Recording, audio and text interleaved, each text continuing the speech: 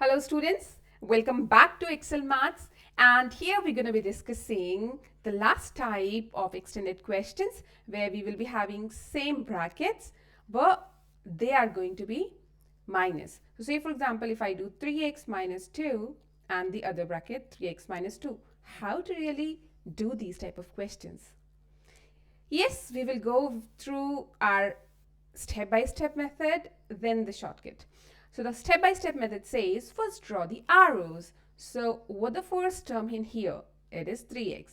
3x, the arrow shows that it's going to be multiplying to the other bracket that has 3x minus 2. Wow. Okay, correct. The second term we have minus 2 that again multiplies with the bracket that has 3x minus 2. Okay, let's expand these brackets. These are single brackets, no?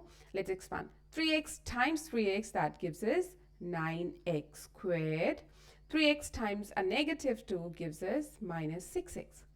Minus 2 times 3x gives us again minus 6x. And minus 2 times minus 2 gives us a positive 4.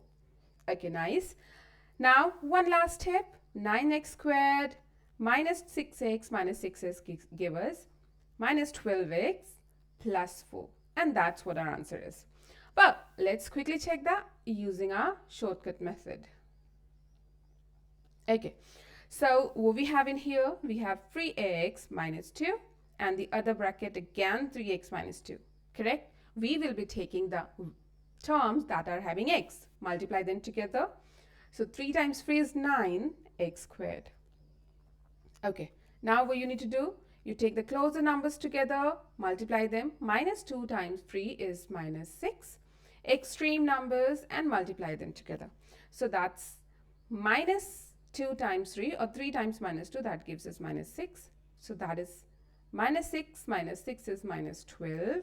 Now what we need to do, we take the numbers from both the brackets and multiply them. Minus 2 times minus 2, that gives us a positive 4. Okay, let's write it down. So 9x squared minus 12x plus 4. And that's what your answer is. Hope that makes sense. See you soon in next video. Till then, bye-bye. Take care.